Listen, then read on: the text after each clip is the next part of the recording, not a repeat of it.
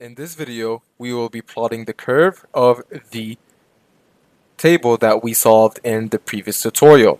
As we can see, we already have x and y.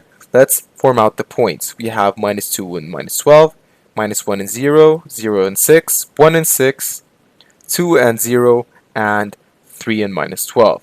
Let's start with plotting the first point on this graph. It has the value of x equal minus 2 and y equal minus 12.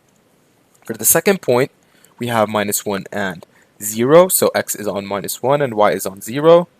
The second point is 0 and 6. The fourth point is 1 and 6. The fifth one is 2 and 0.